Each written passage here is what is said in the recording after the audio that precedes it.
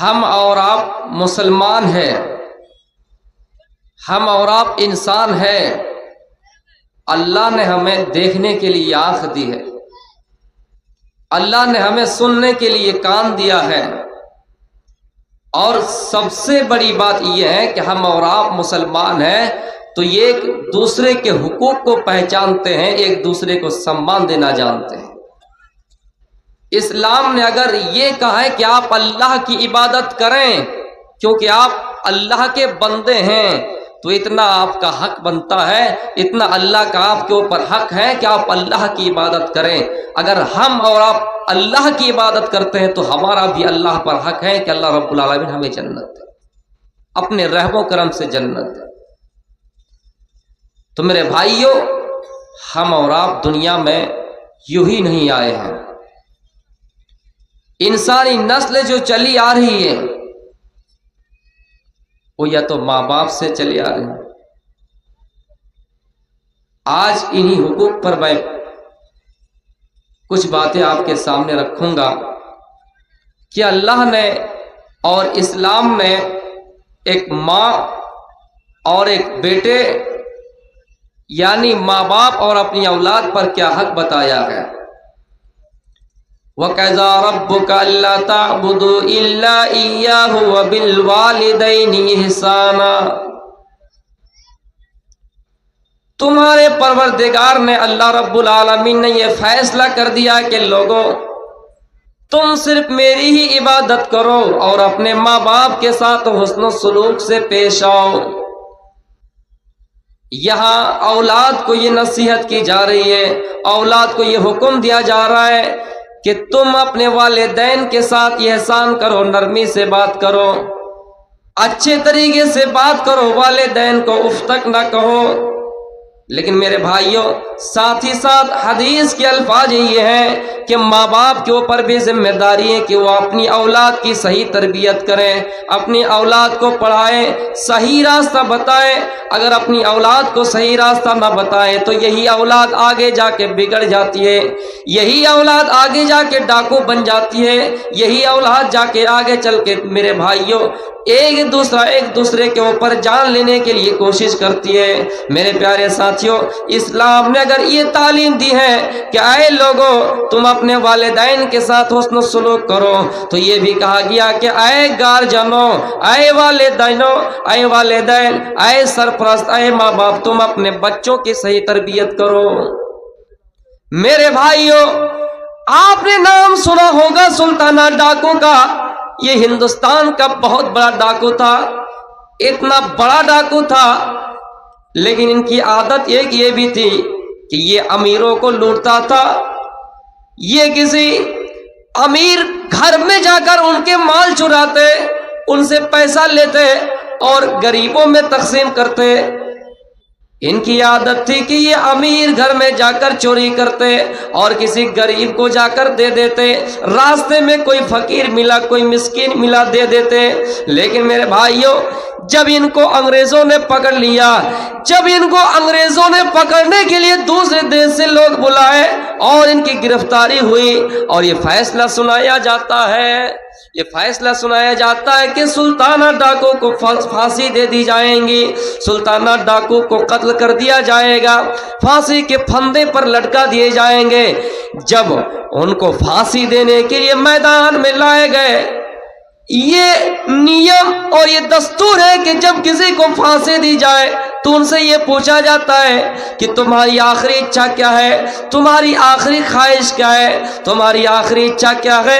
سلطانہ ڈاکو سے بھی پوچھا گیا تو انہوں نے کہا کہ میری آخری اچھا یہی ہے کہ میری ماں سامنے ہو اور میری ماں کے سامنے مجھے پھانسی دی جائے۔ لوگوں نے کہا نہیں ایسا نہیں، تمہاری ماں کے سامنے اگر تمہیں پھانسی دی جائے تمہاری ماں کو تڑپ آئے گی، تمہاری ماں کے دل میں تکلیف ہوگی، تمہاری ماں سہ نہیں پائے گی، برداشت نہیں کر پائے گی، کوئی اور آخری اچھا بتاؤ۔ انہوں نے کہا نہیں میں اپنی ماں کے سامنے پھانسی کے پھندے پہ لٹکنا چاہتا ہوں۔ لوگوں نے ان کی ضد پر ان کی ماں کو لائے، ان کی ماں کو سامنے لائے اور ان کی ماں کے سامنے سلطانہ ڈاکو کو پھانسی دے دیے گئے۔ میرے بھائیوں، لیکن پھانسی ہونے سے کچھ قبل ان سے پوچھا گیا، کچھ لمحہ پہلے پوچھا گیا، یہ بتاؤ کہ تم آخر اپنے ماں کے سامنے مرنا کیوں چاہتے ہو؟ اپنی ماں کے سامنے پھانسی کے پھندے پہ کیوں لٹکنا چاہتے ہو؟ انہوں نے جواب دیا، او لوگوں، میں اس لیے اپنی ماں کے سامنے پھانسی کے پھندے پہ لٹکنا چاہتے ہیں کہ جب میں چھوٹا تھا چوری کرتا تھا، کسی کرانہ دکان پہ گئے، وہاں سے میں نے انڈا خریدا، میری ماں نے 2 انڈا خریدنے کے لیے روپیہ دیا، لیکن میں نے 3 انڈا خرید لیا، 1 انڈا چرا لیا، 2 انڈا خرید لیا اور اپنی ماں کو دے دیا۔ ماں خوش ہو گئے، پیٹ پر تھپتھپا دیے اور اپنے مجھ سے خوش ہو گئے اور کہا تمہیں 2 انڈا لانے کے لیے بھیجے، لیکن تم نے کمال کر دیا، 3 انڈا لے کے آ گئے۔ ماں نے مجھے نہیں ڈانٹا، ماں نے مجھے سنسکار نہیں دیا، ماں نے میری صحیح تربیت نہیں کی۔ اسی وقت اگر ماں مجھے روکتی، ماں مجھے ڈانٹتی تو آج یہ پھانسی کے پھندے پہ نہیں لٹکتے۔ اس لیے میں اپنی ماں کے سامنے مرنا چاہتا ہوں۔ میرے پیارے ساتھیوں، یہی ہے تربیت اولاد کہ ماں باپ کو بھی ضروری ہے کہ اپنی اولاد کی صحیح تربیت کرے۔ اس لیے اللہ کے نبی فرماتے ہیں، لوگوں کل مولود یولد علی الفطرہ، اے لوگوں سنو، ہر مسلمان، ہر انسان، ہر اسلام فطرت اسلام پر پیدا ہوتا ہے، ہر انسان فطرت اسلام پر پیدا ہوتا ہے۔ ہر بچہ یہودی کا ہو، عیسائیوں کا ہو، مسلمانوں کا ہو، اسلام پر پیدا ہوتا ہے، فطرت پر پیدا ہوتا ہے، لیکن ہاں اس کی ماں اسے مجوسی بنا دیتی ہے، اس کے والدین اسے یہودی بنا دیتے ہیں۔ کل مولود یولد علی الفطرہ، ہر بچہ اسلام پر پیدا ہوتا ہے، لیکن ماں اسے ہندو بنا دیتے ہیں، ماں عیسائی بنا دیتے ہیں، ماں چور بنا دیتی ہے، ماں ڈاکو بنا دیتے ہیں۔ میرے بھائیوں، تربیت کا ایک اور منظر آپ کے سامنے پیش کر رہا ہوں۔ او لوگوں دنیا میں اپنی اولاد سے محبت کرنے والوں، او لوگوں دنیا میں اپنی بیٹی سے محبت کرنے والوں، اپنے بیٹے سے محبت کرنے والوں، سنو، آئیے اس واقعے کی طرف ایک جھلک دیکھتے ہیں۔ اللہ کے نبی کی سب سے چاہتی بیٹی، چھوٹی بیٹی حضرت فاطمہ الزہرا رضی اللہ تعالیٰ عنہ ہے۔ میرے بھائیوں، یہی وہ بیٹی ہے جن کو آپ بار بار یہ کہہ رہے تھے، وہ میری بیٹی تم جنت میں تمام عورتوں کی سردار ہوگی، او میری بیٹی تم میرے کلیجے کے ٹکڑا ہو۔ اللہ کے نبی اس بیٹی کے گھر جاتے ہیں، جیسے گھر میں جاتے ہیں تو دیکھتے کہ باہر دروازے میں ایک رنگین چادر لٹکی ہوئی ہے، ایک رنگین دوپٹہ لٹکا ہوا ہے۔ اللہ کے نبی نے دیکھا اس چادر کی طرف، اس دوپٹے کی طرف، تو آپ کا دل گوارا نہیں ہوا، آپ نے ناگواری محسوس کیے۔ میرے بھائیوں، آپ کو پسند نہیں آیا، آپ اس گھر سے واپس آ گئے۔ فاطمہ نے یہ جب جان لیا کہ میرے ابو میرے گھر آئے تھے، لیکن ناراضگی کا اظہار کرتے ہوئے میرے گھر سے واپس چلے گئے۔ فاطمہ کو جب پتا چلا، ان کی بیٹی کو پتا چلا کہ میرے ابو آئے تھے لیکن ناراض ہو کر چلے گئے۔ یہ فکر ہوتی ہے تو بیٹی کو ہوتی ہے، بیٹے کو نہیں۔ بیٹا کے گھر جائیے، ایک بار نہیں 100 بار آپ گھوم کے آ جائیے، بیٹے کو جلدی فکر نہیں ہوتی ہے۔ یہ فکر کس کو ہوتی ہے؟ بیٹی کو۔ فاطمہ نے علی سے کہا، او علی میرے ابو ناراض ہو کر چلے گئے۔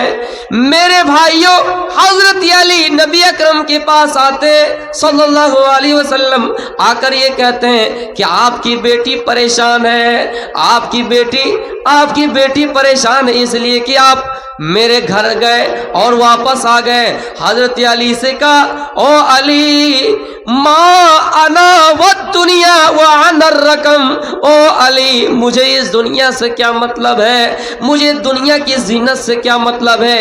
علی میں جب آپ کا گھر گیا، میری بیٹی کے گھر گئے، میں نے دیکھا کہ ان کے دروازے پہ ایک خوبصورت دوپٹہ لٹک رہا ہے، ایک رنگین چادر لٹک رہی رہی ہے, ایک زینت دار چادر لٹک رہی ہے, ایک خوبصورت دوپٹہ لٹک رہا ہے. وہ علی, میں نہیں چاہتا ہوں کہ میری بیٹی رنگین چادر میں رہے, میں نہیں چاہتا ہوں کہ میری بیٹی خوبصورت دوپٹہ استعمال کرے, مجھے دنیا سے کوئی مطلب نہیں.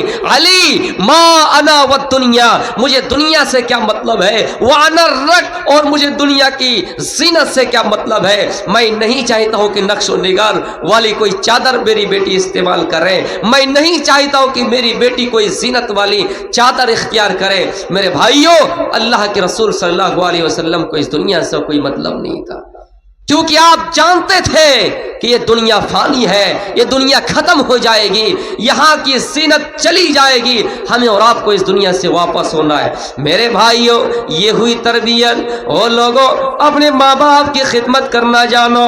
ماں باپ اگر بد دعا دے دے تو بد دعا لگ جائیں گی. ایک آدمی چل رہا ہے, خانہ کعبہ کا طواف کر رہا ہے, اپنی بوڑھی ماں کو کندھے پہ سوار کیے ہوئے ہیں, اپنے بوڑھے باپ کو کندھے پہ سوار کیے ہوئے خانہ کعبہ کا طواف کر رہے ہیں. میرے بھائیوں, صفا اور مروہ کی سعی کر رہے ہیں. یہ چکر نہیں, 7 چکر لگا رہے, اپنے بوڑھے ماں باپ کو کندھے پہ سوار کر کے, پیٹھ پہ سوار کر کے. راستے میں ملاقات ہوتی ہے عبداللہ ابن عمر رضی اللہ تعالیٰ عنہ سے.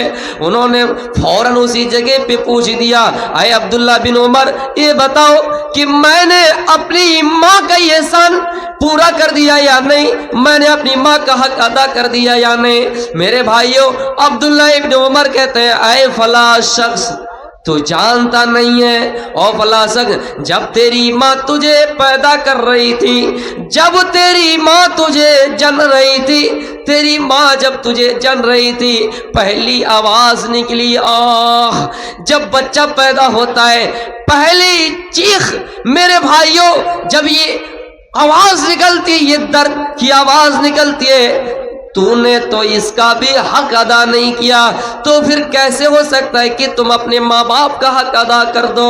میرے بھائیوں, وہ کہتا ہے کہ میں نے پیٹھ پہ سوار کر کے خانہ کعبہ کا سفر کرا دیا, میں نے صفا اور مروہ کا سعی کرا دیا, میں نے صفا اور مروہ کا چکر لگا دیا, تو میں نے اپنے ماں باپ کا حق ادا کر دیا. نہیں میرے بھائیوں, ایک طرف اگر دیکھا جائے تو اپنے بچوں کو اپنے ماں باپ کے ساتھ حسن سلوک سے پیش آنا چاہیے, اور ایک طرف اگر دیکھا جائے تو والدین کو بھی چاہیے کہ وہ اپنے بچوں کی صحیح تربیت کریں.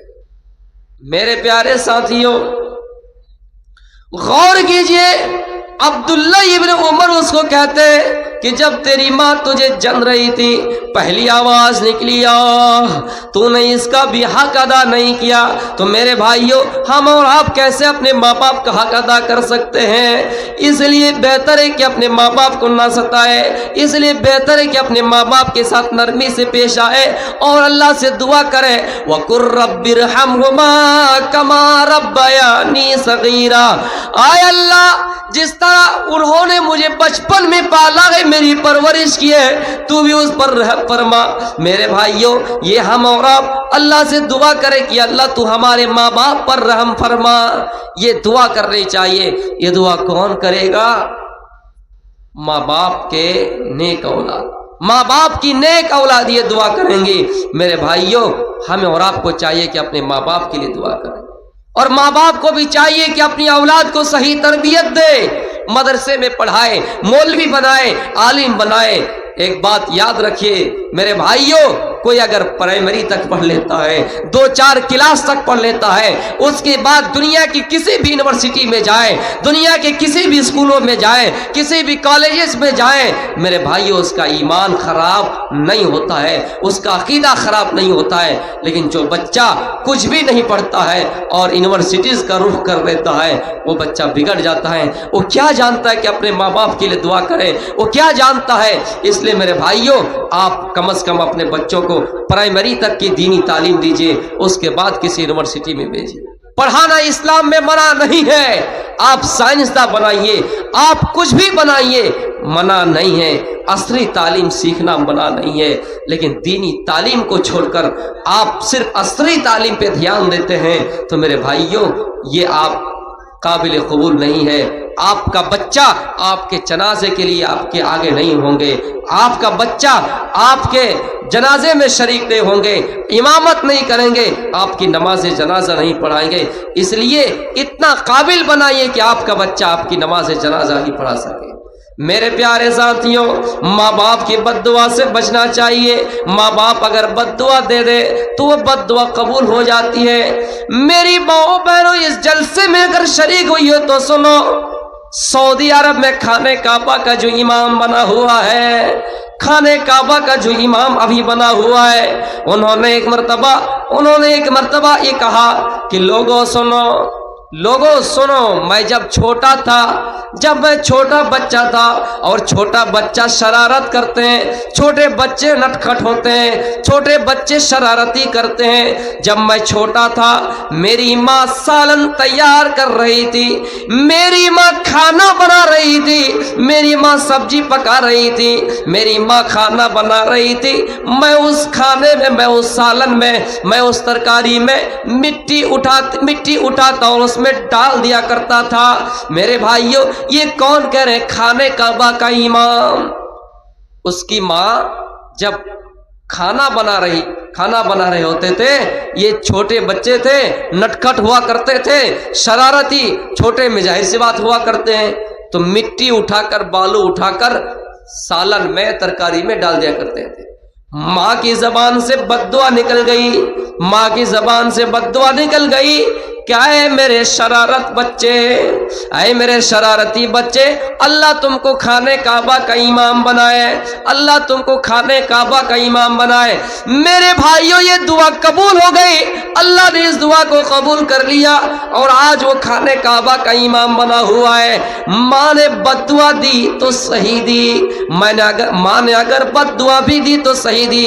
اس لیے میری ماں بہنوں، اپنی اولاد کو کبھی بد دعا دو تو سوچ سمجھ کر دو، اس لیے کہ ماں کی دعائیں چاہے دعا ہو یا بد دعا ہو قبول ہو جاتی ہے، اللہ رب العالمین قبول کر لیتا ہے.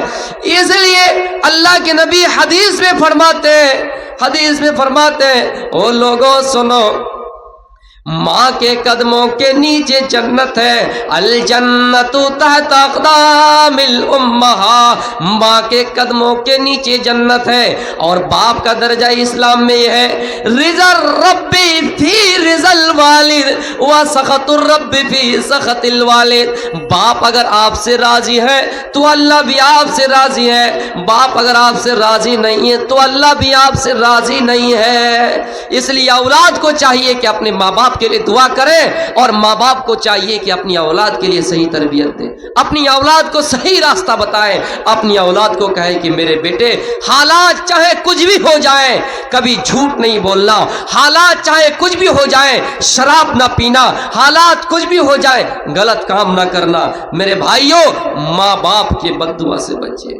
آپ کو ایک بات بتا دوں، اللہ کے رسول کی حدیث ہے، اگر کوئی شخص دنیا میں اپنے ماں باپ کو رلاتا ہے اس وقت تک اس کی موت نہیں آئے گی، یہ زمین اس کو اس وقت تک قبول نہیں کرے گی، یہ قبر اس کو اس وقت تک قبول نہیں کرے گی، اس وقت تک موت نہیں آئے گی، ملک الموت اس کے پاس اس وقت تک نہیں آئے گی جب تک یہ اپنے روٹے ہوئے ماں باپ کو نہ منا لے، جب تک یہ اپنے ماں باپ سے معافی نہ مانگ لے، ماں باپ اس سے راضی نہ ہو جائیں. اللہ کے رسول کہتے ہیں کہ اس کی موت نہیں آئے گی، اس کی ڈبل سزا ہوگی، اس دنیا میں ملے گی، قیامت میں ملے گی. لیکن اس دنیا میں بھی بغیر سزا کے، بغیر ان کو عذاب دیے ہوئے، بغیر ان کے اوپر عذاب مسلط ہوئے دنیا میں موت نہیں آئے گی. اس لیے میرے بھائیوں، اگر دنیا میں کوئی اپنے ماں باپ کو رلایا ہے، بہتر ہے مرنے سے پہلے وقت ہے توبہ کر لیجئے، اپنے ماں باپ سے معافی مانگ لیجئے. ماں باپ کو ستانے والا ان کو ڈبل سزا دی جاتی ہے، ڈبل عذاب ہوتا ہے، اور دنیا میں عذاب چکھے بغیر، دنیا میں عذاب چکھے بغیر اس کی موت نہیں ہوگی. میرے بھائیوں، یہ غور کرنے والی بات. ماں باپ ہمارے اوپر بوجھ بن گئے ہیں. ایسے نوجوان آپ کو مل جائیں گے. نوجوانوں، ماں باپ سے محبت کرنا سیکھیے. گناہوں سے ہوں شرمندہ الہی درگزر کر دے، گناہوں سے ہوں شرمندہ، الہی درگزر کر دے، بڑا مجرم ہوں میں تیرا، الہی درگزر کر دے۔ میرے بھائیوں، جو لوگ ماں باپ کو ستائے ہو، جنہوں نے یہ غلطیاں کی، اللہ سے توبہ کرے، اللہ ان کی توبہ قبول کریں گے۔ اپنے روٹھے ہوئے ماں باپ کو منا لے، کیونکہ ماں باپ اگر ناراض ہے، ماں باپ اگر ناراض ہے، آپ سے خوش نہیں ہے، اتنا جان لیجئے کہ آپ نہ اس دنیا میں کامیاب ہے نہ اس دنیا میں کامیاب ہے۔ آپ کے پاس دولت ہو جائے گی، آپ کے پاس مال ہو جائے گا، آپ کے پاس بلڈنگ ہو جائے گی، لیکن سکون نام کی کوئی چیز آپ کے پاس نہیں ہوں گے۔ آپ کو سکون نہیں ملے گا، چین نہیں آئے گی۔ اس لیے ضروری ہے کہ ماں باپ کو ساتھ کر لیجئے۔ میرے پیارے ساتھیوں، ماں باپ کو منا لیجئے۔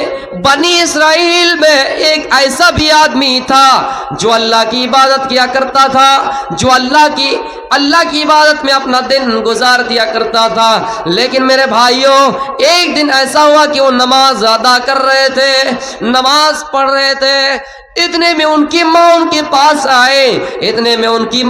پاس آئے اور آواز دی کہ جریج، اس کا نام یقال لہ جریج، اس کا نام جریج تھا، اس آدمی کا نام جریج تھا۔ ماں نے آواز دی جریج جریج، اور یہ جریج نماز میں مشغول ہے۔ جریج نماز کی حالت میں سوچ رہے، ادھر ماں کی آواز ہے، ادھر رب سے دل لگا ہوا ہے، میں نماز پڑھوں یا ماں کا جواب دوں؟ ادھر ماں بھی پیاری ہے، ادھر اللہ بھی پیارا ہے، میں ماں کو جواب دوں یا نماز ترک کر دوں؟ جریج سوچنے پر مجبور ہو گئے۔ ماں نے آواز دی جریج، ماں نے آواز دی جریج، اور جریج حالت سجدے میں ہے، حالت رکوع میں، حالت نماز میں ہے، ماں کو کوئی جواب نہیں دیا۔ میرے بھائیوں، ماں چلی گئے، پھر آئے، پھر کہا کہ جریج، ادھر جریج کی نماز ختم نہیں ہوئی، جریج کی نماز کمپلیٹ نہیں ہوئی۔ ماں کو غصہ آیا اور ماں نے بد دعا دے دی، کیا ہے جریج، تمہاری موت اس وقت تک نہ آئے، تمہاری موت اس وقت تک نہ ہو جب تک تم کسی زانیہ عورت کا چہرہ نہ دیکھ لو، جب تک تم کسی بدکار عورت سے نہ مل جاؤ، جب تک تمہاری ملاقات کسی بدکار فاحشہ عورت سے نہ ہو جائے، جب تک تم کسی سے زنا نہ کر لو۔ میرے بھائیوں، ماں نے بد دعا دی کہ اے جریج، تمہاری موت اس وقت تک نہ آئے جب تک تم کسی زانیہ سے ملاقات نہ کر لو۔ میرے بھائیوں، اللہ کو کرنا ایسا تھا، اللہ کو کرنا ایسا تھا کہ جریج جہاں عبادت کیا کرتے تھے، جس عبادت خانے میں عبادت کیا کرتے تھے، آس پاس میں لڑکیاں مویشی چرایا کرتی تھی، آس پاس میں لڑکیاں جانوروں کو چرایا کرتی تھی، یہ اونٹ، بیل، میرے بھائیوں دمبا وغیرہ چرایا کرتی تھی، انہی میں سے ایک زانیہ تھی، ایک فاحشہ تھی۔ میرے بھائیوں، یہ فاحشہ عورت جریج کے پاس آئے، جریج سے کہا کہ میں تم سے منہ کالا کرنا چاہتی ہوں، اے جریج تم میرے ساتھ کھیلو، اے جریج میں تمہارے لیے آزاد ہوں، میں تمہارے لیے آزاد ہوں، میں تم کو وقت دیتی ہوں، میں تم کو ٹائم دیتی ہوں، تم مجھ سے زنا کر لو۔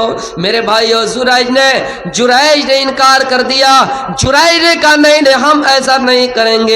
لیکن میرے بھائیوں، جب انہوں نے دیکھا کہ یہ میرے ساتھ منہ کالا نہیں کر رہے، یہ میرے ساتھ بدکاری نہیں کر رہے، تو اس فاحشہ عورت نے الزام لگا دیا اور وہی جا کر کسی چرواہے کے پاس جا کر منہ کالا کر لیا، پہاڑوں میں جا کر کہیں کسی چرواہے کے پاس جا کر منہ کالا کر لیا، زنا کر لیا، بدکاری کر لیے، اور جریج پر تہمت لگا دیے، الزام لگا دیے کہ میرے ساتھ انہوں نے میرے ساتھ عابدوں نے انہیں جریج نے منہ کالا کیا ہے، اور میرے پیٹ میں بھی بچہ پلا، یہ بچہ جریج کا ہی ہے۔ میرے بھائیوں، غور کرنے کی بات ہے کہ ماں نے بد دعا دی اور وہ بد دعا لگی، کس شکل میں لگی؟ جریج پریشان ہو گئے، حالانکہ جریج نے کوئی غلطی نہیں کی تھی، جریج نے غلط کام نہیں کیا، منہ کالا نہیں کیا، لیکن اس عورت نے جریج پر الزام لگا دیا۔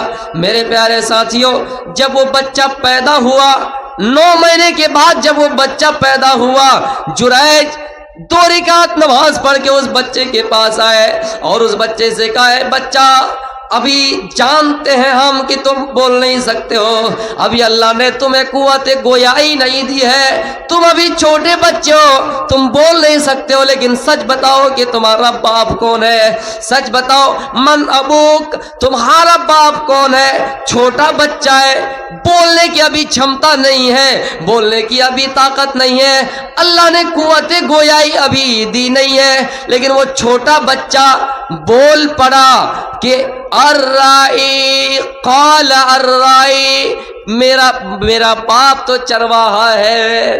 ये सच सामने आ गया मेरे भाइयों कि जुरैज उनके साथ गलत काम नहीं किए थे, लेकिन कहने का मतलब यह है कि माँ ने बद्दुआ दी, कहे जुरैज तुम्हारी मौत नहीं आएगी उस वक्त तक जब तक तुम किसी जानी औरत का चेहरा ना देख लो, जब तक तुम किसी जानी औरत से मिल ना जाओ, जब तक किसी जानी औरत से तुम्हारी मुठभेड़ ना हो जाए। मेरे भाइयों, उन्होंने बदकारी नहीं की, उन्होंने गलत काम नहीं किया, लेकिन इल्जाम तो लगा, तोहमत तो लगी, जुरैज की बदनामी तो हुई, ये माँ की बद्दुआ है मेरे भाइयों। हालांकि जुरैज अपनी बीवी के ऊपर मशगूल नहीं था, अपने बच्चों के ऊपर फिदा नहीं थे, दुनिया के कारोबार में मशगूल नहीं थे, अल्लाह ही की इबादत कर रहे थे। माँ ने आवाज दी, जुरैज ने नमाज नहीं छोड़ी, माँ को गुस्सा आया, बद्दुआ दी, वो बद्दुआ लग गई। इसलिए मेरे भाइयों, माँ बाप की बद्दुआ से बचिए, और माँ बाप को भी चाहिए कि जल्दी अपनी औलाद को बद्दुआ ना दे, अपनी औलाद को नसीहत करें, हालात चाहे कुछ भी हो जाए, कभी झूठ नहीं बोलना। मेरे प्यारे साथियों, आपने नाम सुना होगा अब्दुल कादिर जिलानी बगदादी रहमतुल्लाह अलैह। इनकी उम्र 14 साल है। आला तालीम हासिल करने के लिए एक काफिला के साथ रवाना हो जाते हैं बगदाद, कि वहां जाकर मैं कुछ और इल्म सीखूं, वहां जाकर मैं और हदीस की जानकारी लूं। छोटा बच्चा है, 14 साल उम्र है। मां ने उनके कुर्ते में कुछ, कमीज में कुछ पैसा रख दिए, 40 अशरफिया रख दिए, और उस कुर्ते को, उस कपड़े को ऊपर से सी दिए मेरे भाइयों, ताकि किसी को पता न चले। लेकिन मां ने ये कहा, आए अब्दुल कादिर, आए मेरे बेटे, आए जिलानी, सुनो, हालात कुछ भी हो जाए, तुम्हारे सामने कोई भी आ जाए, लेकिन तुम कभी झूठ मत बोलना, हमेशा सच बोलना, हमेशा सच बोलना। अब्दुल कादिर जिलानी बगदादी रहमतुल्लाह अलैह निकलते हैं। रास्ते में डाकुओं की जमात, लुटेरों की जमात आते हैं। अब्दुल कादिर जिलानी से जो मिला, उनके पास जो सामान था ले लिया, और ये पूछ रहा है, अरे अब्दुल कादिर, ये बताओ तुम्हारे पास और क्या है, ये बताओ तुम्हारे पास और क्या क्या है। अब्दुल कादिर को माँ की नसीहत याद थी, उन्होंने कह दिया कि मेरे पास और 40 अशरफिया है। माँ की नसीहत याद थी। मेरे भाइयों, डाकुओं की जमात ने कहा, अरे अब्दुल कादिर, ऐसा कैसे हो सकता है, आए फला बच्चा, ये कैसा हो सकता है, ये कैसे मुमकिन है कि तुम सच बोल दो, ये कैसे मुमकिन है, नहीं तुम मजाक कर रहे हो। उन्होंने उस जगह को दिखाया कि यहाँ पैसे, जब खोल कर देखा गया तो वहाँ हकीकत में 40 अशरफिया मौजूद है। मेरे भाइयों, डाकुओं की जमात ने अपने सरदार के पास ले गया अब्दुल कादिर को और कहा, और ये माजरा बयान किया कि यही वही बच्चा है जिन्होंने सच्चाई का एतराफ किया है और अपने से बोला है कि मेरे जेब में और 40 रुपये हैं। सच्चाई का एतराफ किया, सच बात बताया।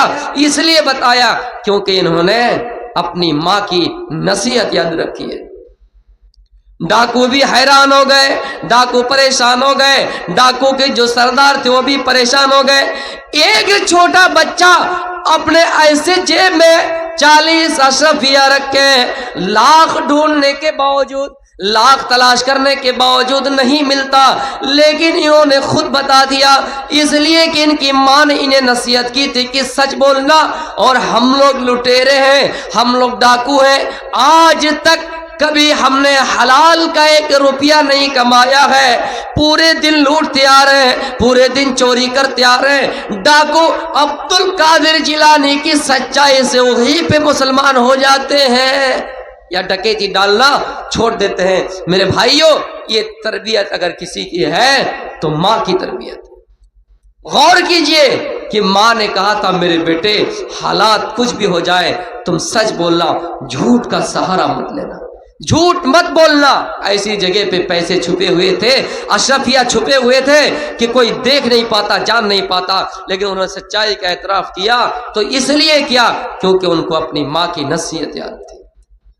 میرے بھائیوں، ان کو اپنی ماں کی نصیحت یاد تھی۔ ماں نے کہا تھا او میرے بیٹے حالات چاہے کچھ بھی ہو جائے، حالات چاہے کچھ بھی ہو جائے، تم جھوٹ کا سہارا مت لینا، ہمیشہ سچ بولنا۔ میرے پیارے ساتھیوں، یہی وہ ماں باپ ہے، یہی وہ والدین ہیں۔ اگر آپ ان کے اوپر، اگر آپ ان سے نرم سے بات کرتے ہیں، اگر آپ ان کے اوپر ان کی بھلائی کرتے ہیں، قرآن کہتا ہے جب یہ بڑھاپے کے عالم میں پہنچ جائے تو تم ان کی دیکھ ریکھ کرنا۔ اگر تم نے ماں کے ساتھ بھلائی کیے، اگر ماں بڑھاپے میں پہنچ گئی ہے، باپ بڑھاپے کے عالم میں اگر آپ خدمت کرتے ہیں تو واقعی آپ کو اس دنیا میں بھی اجر ملے گا اور اس دنیا میں بھی فائدہ ملے گا۔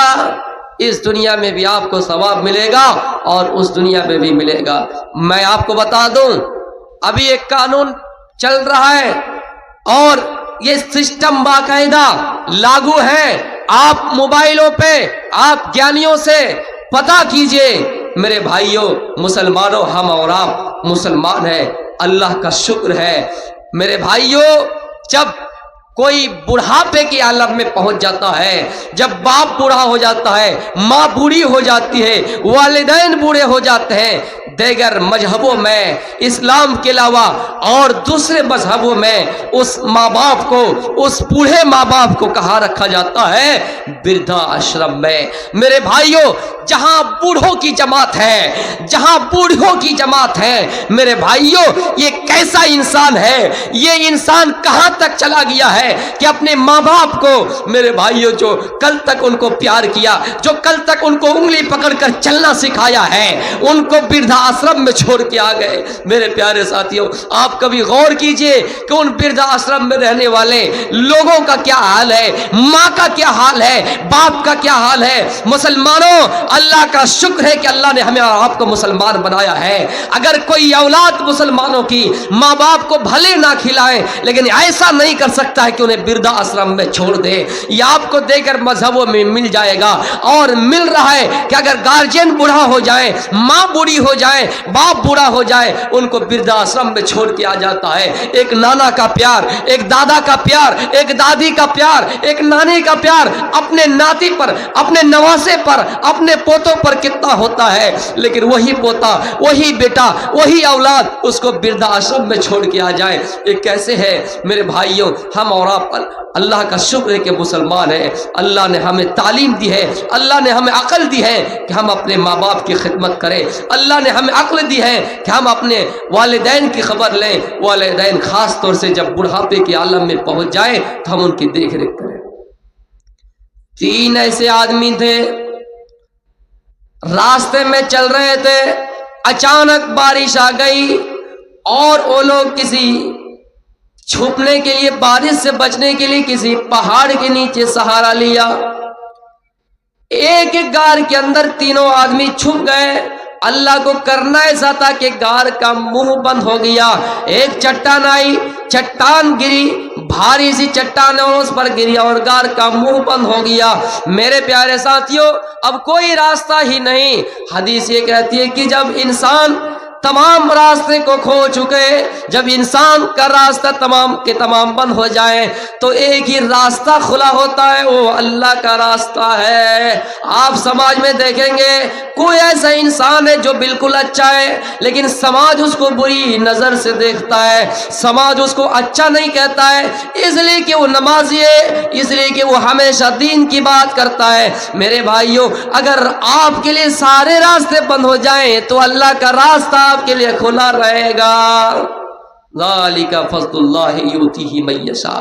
اگر تمام تر دروازے آپ کے بند ہو جائیں، یہ ایک بھائی کا بند ہو گیا، دوسرے کا ہو گیا، اپنے پڑوسی کا ہو گیا، دوسرے گاؤں کے ہو گئے، آپ کے تمام تر راستے دنیا میں بند ہو گئے، تو رب کا واحد راستہ کھلا رہے گا جو سب کے لیے ہے۔ میرے بھائیوں، ایک باپ اپنے بیٹے کے لیے دروازہ بند کر سکتا ہے، ایک بیٹا اپنے باپ کے لیے دروازہ بند کر سکتا ہے، لیکن اللہ کہتا ہے میرا دروازہ ہمیشہ کھلا ہے، میرے چوکھٹ میں آؤ، میرے چوکھٹ میں گر گراؤ، میں تمہارے لیے راستہ کھولوں گا۔ میرے بھائیوں، ہمیں اور آپ کو اپنے رب کو پہچاننا ہے، ہمیں اور آپ کو اپنے رب کے احکام کو پہچاننا ہے، رب کے حکم کی تعمیل کرنا ہے۔ میرے پیارے ساتھیوں، وہ تینوں انسان غار میں بند ہوئے ہیں، پھنسے ہوئے ہیں اور اللہ کو یاد کر رہے ہیں۔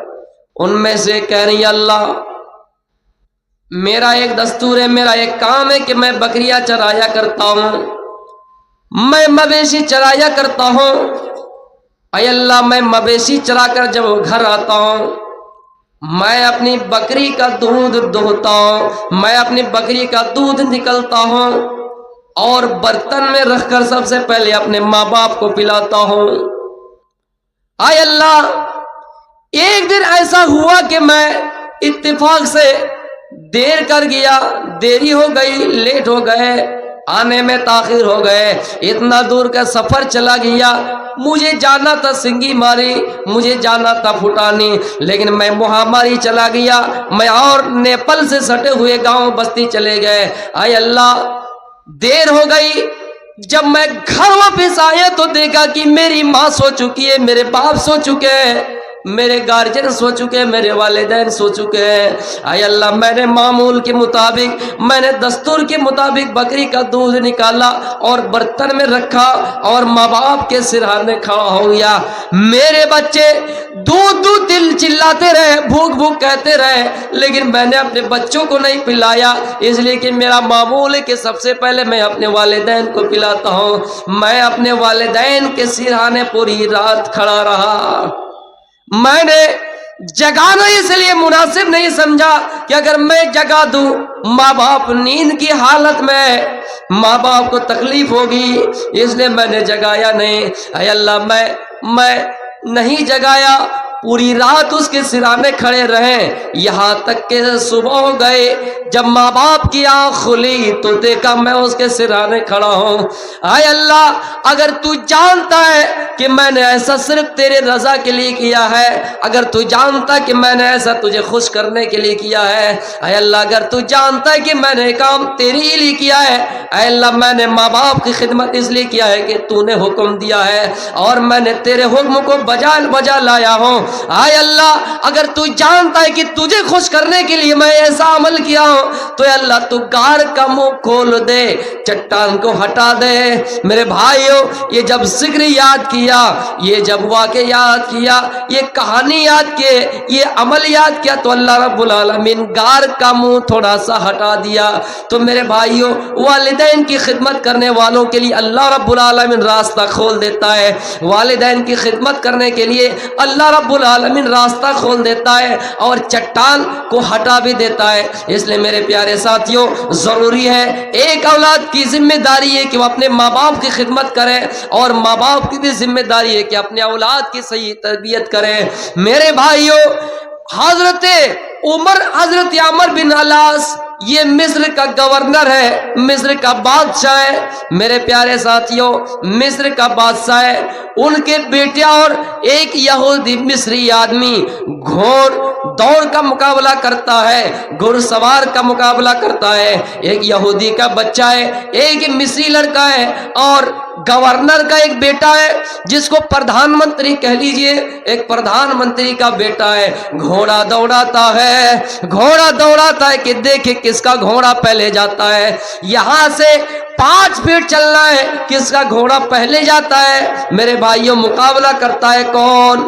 مصری بچہ، مصر کا ایک بچہ، یہودی بچہ، اور میرے بھائیوں، عمر بن عاص، مصر کے گورنر کا بادشاہ کے بیٹا۔ میرے پیارے ساتھیوں، جب گھوڑا دوڑانا شروع کیا، یہ مصری मिस्र का बच्चा, यहूदी का बच्चा आगे आगे चलने लगा। इनका घोड़ा तेज तेज दौड़ने लगा, इनका घोड़ा आगे आगे चलने लगा। मेरे भाइयों, गवर्नर का बेटा था, ये मिस्र का गवर्नर बादशाह का बेटा है। उन्होंने उसको मार दिया, उन्होंने उसको मारा और कहा कि तुम पीछे हट जाओ, इसलिए कि मैं गवर्नर का बेटा हूं। मेरे बाप के यहाँ हुकूमत चलती है, मेरे बाप का यहाँ राज चलता है, मेरे बाप यहाँ के प्रधानमंत्री है। मैं तुमसे घोड़ा दौड़ा रहा हूं, तुम मुझसे आगे हो जाओ, ये हो ही नहीं सकता, इसलिए कि यहाँ पे हुकूमत हमारे बाप की है। मार देता है किसको? मिस्री बच्चा को, मिस्र के बच्चा को। मेरे प्यारे साथियों, ये शिकायत लेकर किसके पास आते हैं? हजरत उमर फारूक के पास। हजरत उमर फारूक के पास जब ये शिकायत लेकर आए, हजरत उमर फारूक ने मिस्री बच्चा को बुलाया, मिस्री बच्चा को बुलाया और यमामा और मिस्र के गवर्नर अमर बिन आस को बुलाया और उनके बेटे को बुलाया और सबको मजमे के सामने कहा, आए मिस्री बच्चा, तुमको इन्होंने नाजायज थप्पड़ मारा है, तुमको इन्होंने नाजायज थप्पड़ मारा है। इसलिए मारा है कि उनको तकब्बुर है, उनको घमंड है, क्योंकि वो एक बादशाह का बेटा है और वो नहीं चाहता कि आप तुम्हारा घोड़ा उनके घोड़े से आगे चले, इसलिए उन्होंने नाजायज थप्पड़ मारा है।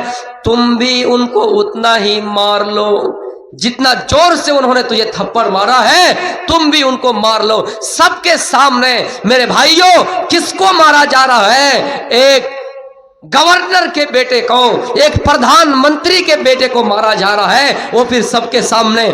ऐसा प्रधानमंत्री हमें और आपको कहां मिलेगा?